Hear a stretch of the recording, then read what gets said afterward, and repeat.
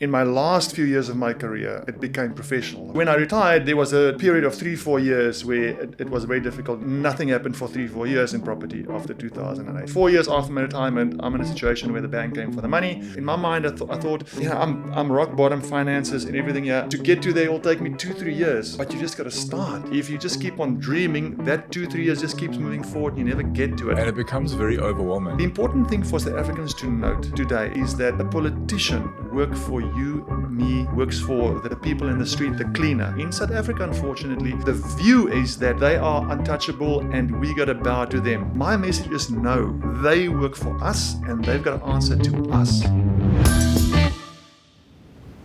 Hey everybody, welcome back. You're joining us for another episode of the Thoughtonomy Podcast, where we like to get you to think for yourself in a world that wants to do it for you. And I'm very happy to have an amazing guest with me today, Mr. AJ Venter. Thank you for being here today. I think a lot of people know who AJ is from his rugby playing days, and we're going to get to that. And there's so much more to hear about AJ other than rugby. But like I do, let's start from there. Firstly, welcome. Tell the people who are listening just a little bit about who is AJ Venter. As you said, guest / paddle partner. 100%. Yeah, 100%. Paddle partner. We'll talk about paddle probably today. Well, I'm AJ Venter. I used to play professional rugby for quite a few teams in South Africa, actually. People always say, who did I not play for? So basically, I didn't play for the Bulls. It was always difficult for me to go up to the Bulls. Did you ever get asked? I did. Actually, I did. Yeah. Actually, I got asked by, I can't remember, Heineke Meyer. And it's actually a good point because it was just before I don't know if you remember, the Bulls was going through quite a bit of a difficult time.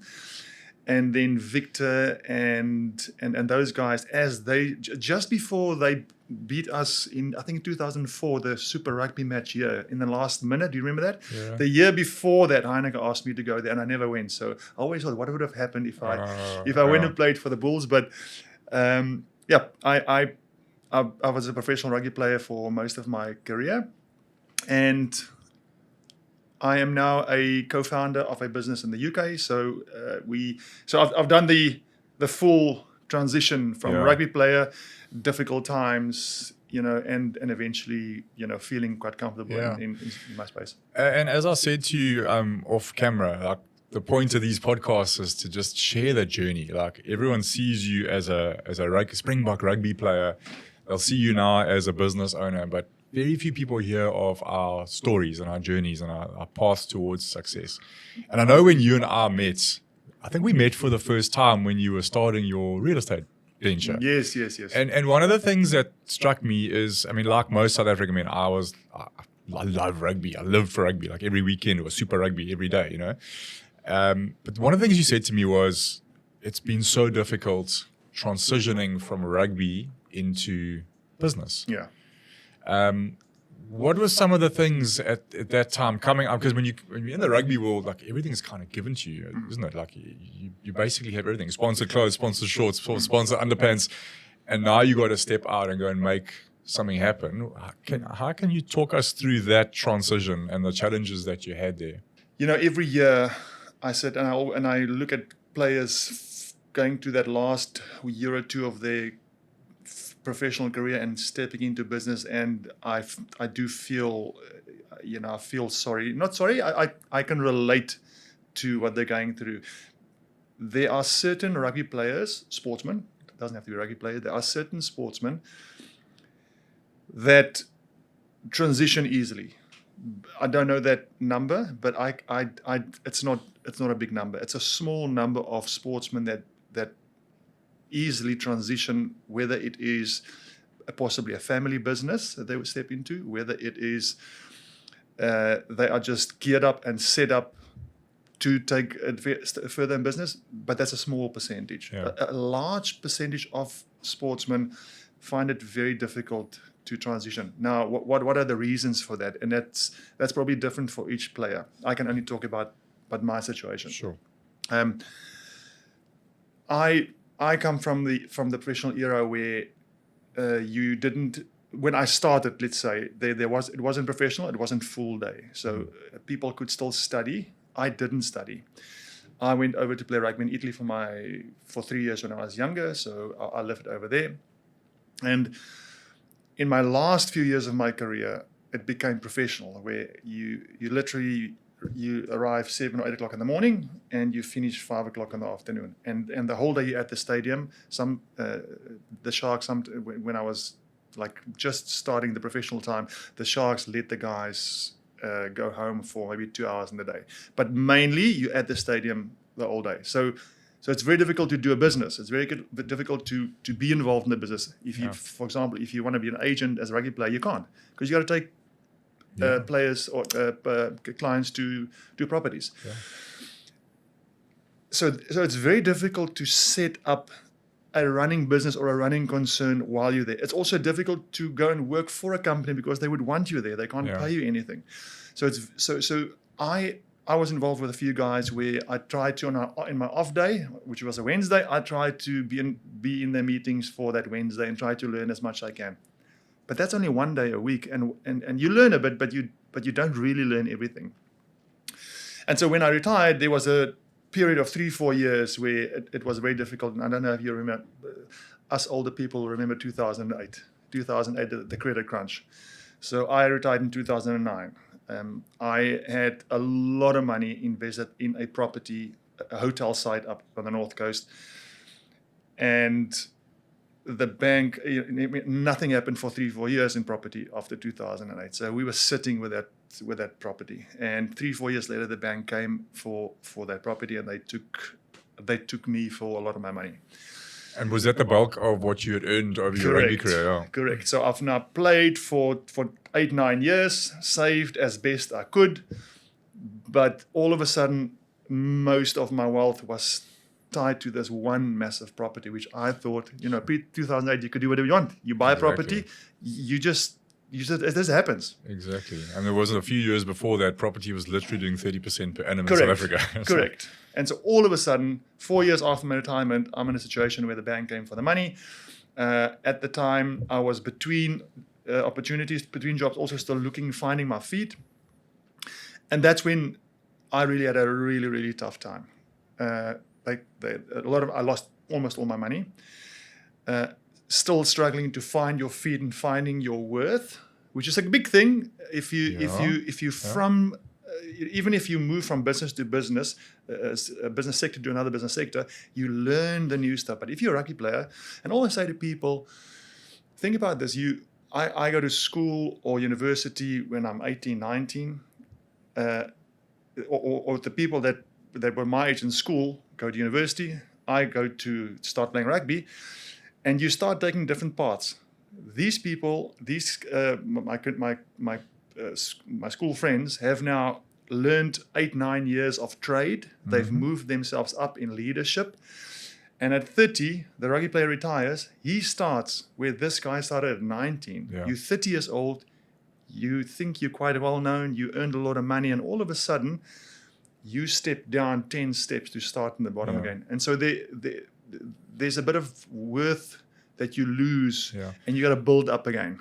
And depending on the level of rugby that you got to, the one thing the rugby player would have is a brand. Yes. Which businesses can also use, and they can use for their businesses. But I would say the large majority of rugby players don't come out of rugby with a powerful brand, like your Brian Habanas, John Smiths, etc. That's a good point. But remember, there's only a handful of guys. You've mentioned Brian, you've mentioned John Smith, Percy Montgomery. There are only a handful of rugby players. In soccer, it's different. In soccer or American football, these are bigger sports. Formula One, that's another kettle of fish altogether. But in rugby, it's not that big. It's not that vast. So it's only a handful of people that can actually go out and use their brand for 20 years, for example. A guy like me or other players that are a few tiers down, you've got to use it very quickly. I'll never forget a guy by the name of Morne Visser, who played with me for the Sharks, hooker. I was still young, and he said to me, a rugby player, depending again where you are on the ladder, but you've got 3 to 4 years for your brand before no one remembers you, because I remember the new guy. Yeah. You've got now Sasha and all these guys. The guys that won 2019 World Cup, it's already kind of forgotten because the young kids now only see Sasha, which is fantastic. Yeah, but it's the just how 2007 quickly, World Cup. It's like correct. It's years ago. So if you, for example, stay busy in super sport, then your brand gets a bit of longevity. It can go a bit longer. But if you're out of the public eye, out of the, if you're not active on social media, your brand diminishes very quickly. So it's important to, try and do. I did super sport for a little bit and then moved on also just for time. So it's very difficult to keep your brand. And it's so funny because when you play, you don't think about that. You think it'll just go forever. You think your brand, people will know me not know me, but people will be able to contact and talk to me forever. But it does quickly diminish after you stop, after you're not on TV anymore. That experience that you had with the lost money, I mean, you're basically saying to us that all of your wealth that you generated was pretty much wiped out on one bad business decision. It's what I call a traumatic experience. We talk about it in the book. So a traumatic experience, losing a business is a traumatic experience because now moving forward, you're now dealing with different fears and insecurities and doubts and self-confidence. And I know it knocked you because you and I have had chats about that. What did rugby teach you about the resilience to get back up and go again? Did it help you? Yeah, for sure, 100%. So, I mean, this is the thing people always say about Michael Jordan. I'm not Michael Jordan. I'm just using him as an example. He's a legend, but apparently he lost, I can't remember the number now, but a big part of all his games he's lost. Yeah. Does that mean he didn't make it? So he's still a legend, although he only won a certain amount. So you're not going to win everything. And that's something I've learned in my rugby career as well. I mean, I played 25 games for the Springboks test matches, over 200 matches for the Sharks, Free State. I played a lot of rugby, and I don't know how much, but I would say close to 50% of those games we've lost. And when you lose, it's difficult. It's tough. It's not easy. No one wants to lose. You sit in the change room afterwards on a Monday, and you got to start again. When I came to the Sharks, 2000, 2001, and I think 2002, we were last for Super Rugby, 12th and 11th, and I want to say 10th, the other one. I mean, that's very bad. Yeah. And you just got to keep on going. And in those times, that's when you learn, and you learn from other people. You learn from the coaches, you learn from your leaders, your captain, what to do, how to dig deep. We then in 2004, like I said, we almost won the Super Rugby again. And so those are lessons that you learn not even thinking about it. You're just in that situation of losing and fighting to get that victory again. Now, those are the things, even unknowingly, that I pulled on when the times were tough afterwards.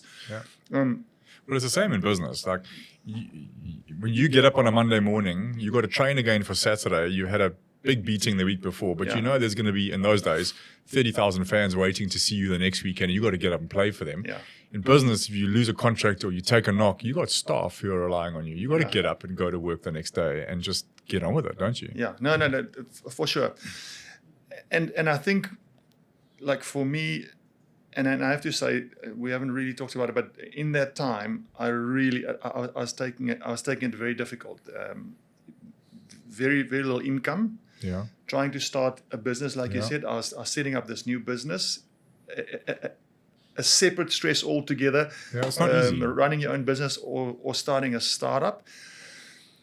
So I really had to dig deep. And one thing that I must say that helped me is having the right people around me at the time. This is very important. I always, when people talk to me about this time in my life, I always say that the most important thing that kind of helped me to get through it is the people around you. And the old saying, the 5 people closest to you are the people that's going to build you. If they are, are you talking about mentors and coaches or friends? These were friends and mentors. Okay. So I had friends and mentors around me. Because remember also, it's an embarrassing thing to talk about. So I never spoke to anyone about the fact that I'm struggling with my finances, the fact that I'm struggling to find my feet in business.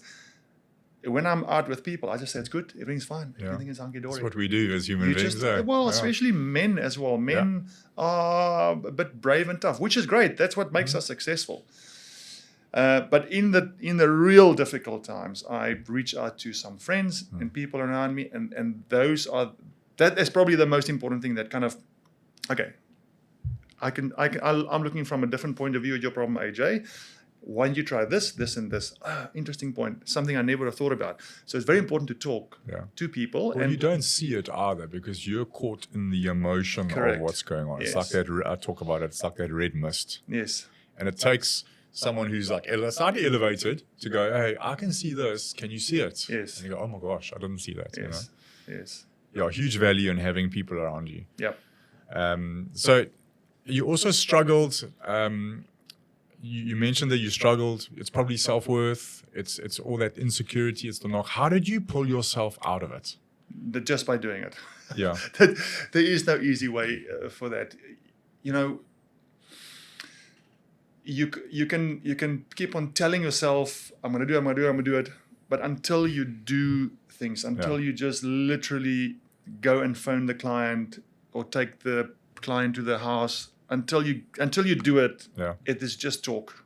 And so having a good support base around me and realizing that I've got to do a certain thing, I just started doing stuff.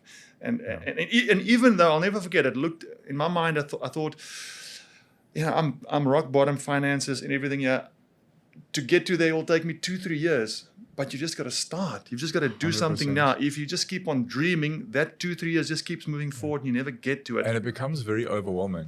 Yes. And when something's daunting or overwhelming, we don't take the first step because it's too daunting. Yes. But what you said there is spot on. It's what I tell my guys all the time. Like, there's an action plan or a blueprint for success of things to follow. Taking action is the first step. Maybe before it is finding the courage, because as human beings, sometimes we need that little push just to start, but you'll never become confident unless you start. Yeah. Confident is the result of taking action. Yeah. Because the more action you take, then you see things start to work for you and you build the confidence along the way. Yeah.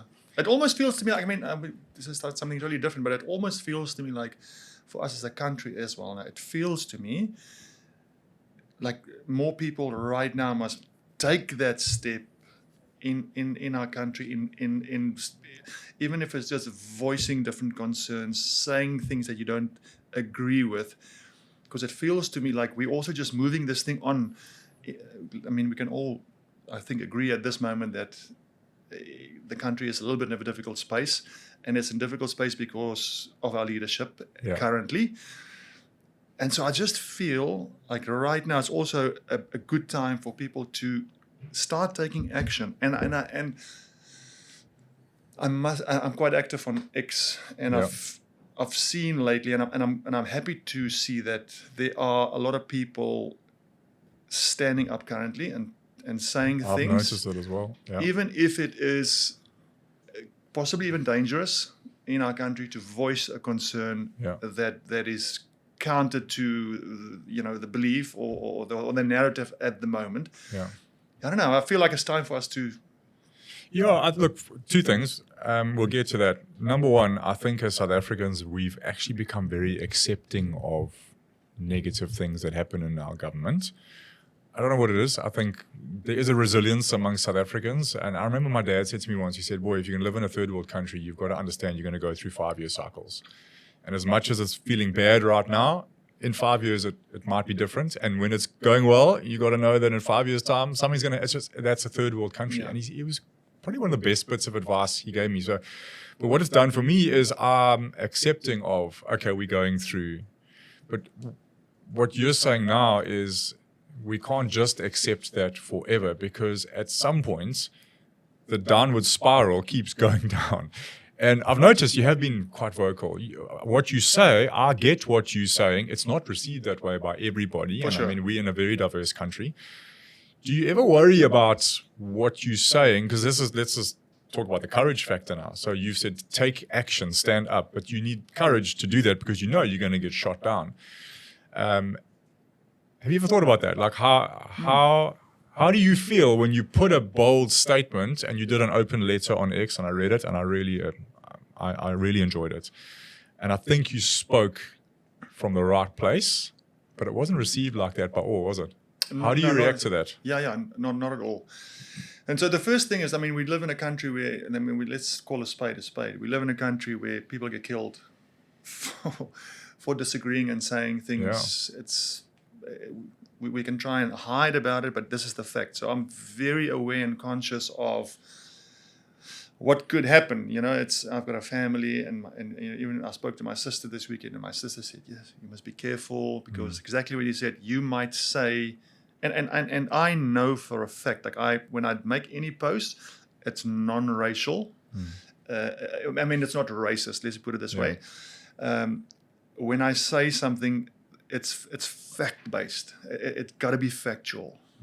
But even factual stuff, there's a lot of people out there that don't agree with what is said, and they can quickly, especially with today's social media, it can be turned around. And the biggest problem, I think, for, let's take you for example, or any other business owner, it's very risky to get involved, like you've said before, in religion and politics, because in today's world, your business can be shut down for someone saying the wrong thing on social media. So I'm very aware of what could happen. Having said all that, I do believe that this is a time now for people to be brave in the truth. And that's not always easy. It's not easy to say something, even if it's truthful, but it could cost you your family's health and wealth, or your business or your people. It's very difficult. But I kind of do feel like there's a bit of a groundswell happening currently. A lot of people in the right positions are starting to talk. I feel like the biggest part of the South African people are fed up. I think people are fed up. We've got a very difficult situation in South Africa where we're all very proud of our own heritage and our own skin color and our own people, which is amazing. I like it. I like the way how the Americans are proud of their flag and proud of who they are. And I want us South Africans to be the same. I want a Xhosa man to be super proud of the fact that he's a Xhosa. A Zulu, I want him to be super proud of the fact that he's a Zulu. It's a must. As a white person, you've got to be proud of the fact that you're white. And that's the one post that I made that got a lot of negativity, where I basically said, I played with many rugby players, Zulus, Xhosas, Coloreds. I played with everyone. And in those games, everyone was proud of themselves. They were, and I want them to be. Why can we not, as a white man in South Africa, why can I not say, I'm proud to be white? That doesn't mean I'm saying apartheid is good. I'm saying apartheid is bad. That's 30 years ago. If a white kid is being born today, he's being born with a tremendous baggage on his back just because he's white. And so I would like us in South Africa to get to a space where you're proud of your heritage, you're proud of who you are, but it's 30 years past the atrocities that happened. Let's build together. Let's be proud of who you are. Let's build this country with all these different people and ways of lives and diversity that we have. But that's it. That I'm sure makes sense. What I'm saying to you, I'm sure makes sense to you, and it makes sense to many people. But it's not seen like that. The challenge, I think, with the truth is that there is the truth, and then there's your truth, and there's my truth, based on what I believe and what I've been taught and what I've been conditioned. Correct. And if I'm sitting and having a conversation with anybody, there's a lot of perceptions that are playing out as well. So, I mean, I just see it even in the workplace. I will say something, I'll deliver a message, and it's received 3 different ways, Yeah. And that's just the way we are as human beings. And I think in South Africa, whenever I do this talk, whenever I do the Thoughtonomy talk, what I've found the biggest reaction I get is that people stare back at me blankly. And as a speaker, you can look at this and while you're talking, go, oh my gosh, no one's getting this. But what I've learned is that they're thinking. And I had a situation once where I was actually speaking for the DA. They asked me to do a talk just out here in Durban for their regional office. And there was this black gentleman, he was scribbling notes. He was the only one scribbling notes. And again, as a speaker, you look at that and you go, wow, he's into this. And afterwards, he actually put his hand up. He said, Grant, I just want to thank you. He said, you've made me aware of so much here, of the impact that my parents' thinking has had on my upbringing. And that's such a crucial point for all of us, is because we are raised in a world where the people who are around us, our parents and our caregivers, they condition us with their values, their morals, their principles from the ages of 0 to 7. It's powerful. And then once it's lodged, it becomes unconscious, and then it gets built because we keep hearing these things from our parents over and over again, and then we believe it to be true.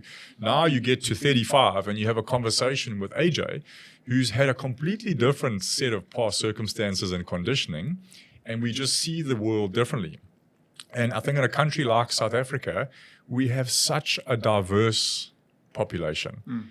We're never going to see things the same way. Look at America. You mentioned America. You're either red or you're blue. Yeah. And if you're red, you don't agree with anything the blue says. And we're all human beings, but there's the truth, and then there's your perception and my perception, and that's based on conditioning. Yeah, it's very tribal, but we're tribal as a species. So but what you're saying is, we fundamentally, as South Africa, we all love this country. We love it. Yeah.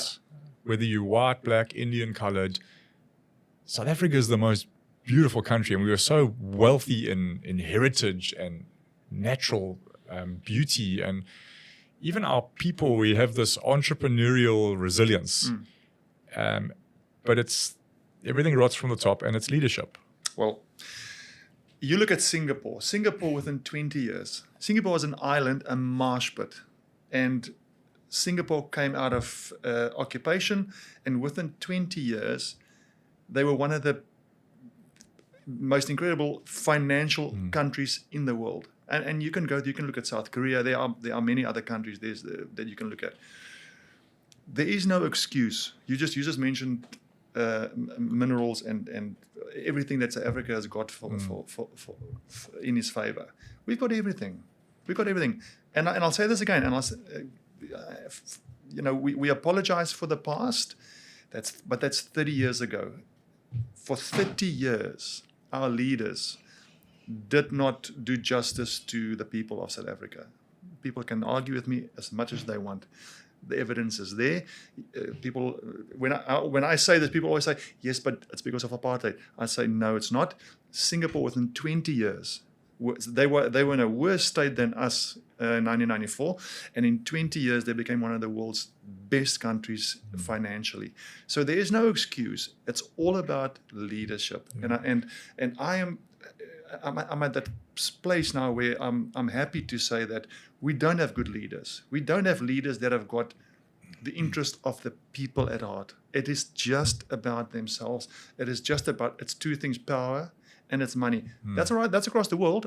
Granted, it's across the world. But we've got for us, it's a little bit more than that. I mean, I was blown away with the police commissioner, KZN police, brigadier, I forgot his name now. The stuff that came out over the last few weeks of what's happening. And I'm happy that happened, because I think things will change slowly. Long time, but it'll change slowly. Yeah, and also if you take like 3 steps back and you look at what's going on around the world in general, we're actually in very turbulent times right now. And is it? There is a voice being heard around the world. I mean, we speak often about our favorite Mr. Trump. And he rubs people up the wrong way. Sure. But he gets a lot done. Correct. And again, whether you're red or blue in the States, you're going to agree or disagree with him. Yeah. But I mean, I don't think any of us have seen a president do so much in their first 100 days. Amazing. What he's done and what he's achieved over such a short period is near impossible. So if you can somehow turn a blind eye to his demeanor and his mannerisms and his way of speaking to people, you've got to look at them and go, okay, actually that's quite good. But it also goes back to leadership. So he stands for what he believes in. Yeah. And when he stands for what he believes in, you either vote for him or you vote against him. Yeah. But he delivers on what he says he believes in. Yeah. He goes about it probably in a way that you or I wouldn't kind of appreciate, but he's strong. Yeah. And in South Africa, we need a strong leader to go, this is the direction. And I mean, I would imagine, people always say President Ramaphosa must have so many daggers being thrown at him behind the scenes, and he's probably trying to keep everybody happy within his own political party. I guarantee you Trump will have that as well. Yeah, but the difference is, I'm sorry, it's a great point that you bring that up. The difference is Mr. Ramaphosa is trying to appease everyone. At the end, he's appeasing no one. Yeah. The difference between those two leaders is this man over here says what he believes and he doesn't care who he hurts on the way. But his message is one, and that is clear. On this end here, unfortunately, our president, forgive me for saying, is a bit like jelly. You never know what he's saying. He'll say things over here in this meeting. In America, he'll come back and he'll say the opposite 2 days later over here. So ultimately, he's, in my opinion, he's appeasing no one. For me, that's weak leadership for me. For me, rather be disliked because you've got one That's clear Trump. message. Correct. That's Trump, yeah. But I think we should focus, we should focus, I focus on what is the message our leaders give. And for me, that's not that. It's all over the show, depending who they speak to. There's no clear message. And I would love to have a leader in my country that is clear and concise. This is the problem. This is how we're going to fix it. And this is the story. What is your message? I mean, we talk about people must stand up and take action. What is the message that you're trying to be vocal on your social media? So in South Africa, we've got it's an interesting place we live in. You can speak about race when you talk about BEE. There you've got to tick a race card. Yeah. But when the police bring out the annual crime stats, there is no race connected to that. So in South Africa, you only talk about race certain times, right? Only when the narrative suits the government and suits the leaders can you bring out race. So my message to people is, doesn't matter whether you're black or white or colored or Indian. We are all here. We are all suffering under these leaders that, in my opinion, are there, like I said before, for power and for money. I yet have to see a South African politician in charge that are only for himself, that are for the people, that are unconditionally serving the people. And this is the important thing to note. In South Africa, our politicians are seen as heroes, and this stems from Mr. Nelson Mandela. Nelson Mandela was a cult hero because he changed South Africans' lives, black South Africans, Indian South Africans. He changed their lives tremendously. So he is a godlike figure. That kind of continued through the 30 years where people are still viewing politicians as untouchable. The important thing for South Africans to note today is that a politician works for you, me, works for the people in the street, the cleaner. Politicians work for you. You pay tax. I pay tax. Everyone pays tax. That means the politician works for you. They've got to answer to you, not the other way around. Yeah. In South Africa, unfortunately, the view is that they are untouchable and we got to bow to them. My message is no. They work for us and they've got to answer to us. Yeah, 100%. Moving on from politics. No, it's fascinating. These are the conversations people have around the braai, the pub. We're just airing our views as being passionate South Africans. And I think you are a passionate South African, and it doesn't matter your race. We all love this country and we want it to flourish. Yes. And we want it to flourish so that the poorest of the poor can uplift their lives, and anybody within our population can have dreams and goals of having a better life in 5 years than they have today. Yeah. And the government has to play a role in that in terms of what they provide. And it's the same as running a business, by the way. And as you were talking there, I was going, well, the best leaders in business focus on their people. Yeah. Or focus on their clients. And Richard Branson used to say it, if you focus on people and you put people first, your business flourishes ultimately. Yeah. And it's the same thing. I know Elon Musk started coming out and talking about getting into politics, and people are like, but it's different running a business to running a country. And I get it. And there's probably stuff you and I don't know. There's knowledge that we aren't aware of. But the fundamental basis of what you're saying is that politicians are elected into power by the people, do the job for the people. Yeah, and you got to be kept accountable. Yeah, accountability is very, very important. Absolutely. No, it's awesome, man. It's been amazing chatting to you. I'm watching the time now. I think we're probably going to wrap it up. But I've been trying to get you in the studio for a long time. I'm going to leave you with a copy of this. Do you read, by the way? I do. I give it to people, and sometimes they go, well, I don't read anymore. I listen to audiobooks. I was going to say, do you have an audiobook? So interestingly, when I published the book, the next thing was to do the audiobook. But I underestimated the emotional toll of writing a book. And I got to the release. I did my first conference with Remax, sold about 1,100 books on my sort of like launch at their conference. And I remember getting back from the conference, I was drained. Yeah. And I had the audiobook session booked. And I had to phone the guy and say, I literally do not have energy. I had to take like 3 months just to... Okay. But you can do it now? I can do it now. Yeah, I think absolutely. you should. I must get back onto it because a lot of people they do like listening to the audios. But that's yours. Yeah. That's a gift. Just say thank you very much for your time. Thank you for being so honest and direct on all your views. Very, very much appreciated.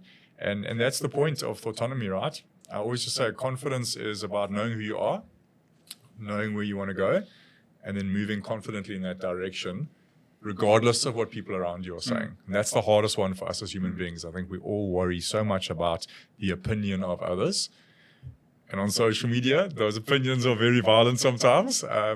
But stand up for what you believe in. And I wish you all the best, except on the paddle court where I want to beat you. Thanks, Grant. Thanks, bud. Thanks for chatting. Yes. We'll chat to you guys on the next episode. If you're interested in a copy of the book, please go to www.thoughtonomybook.co.za. What about you? Contact details, if you want to put them out there, it's up to you. I'm just on X at AJ Fenter 7, I think. AJ Fenter 7. And for those of you all still wondering what X is, it's the old Twitter. Yeah, right. I never know what to call it. Thanks, everyone. See you next time.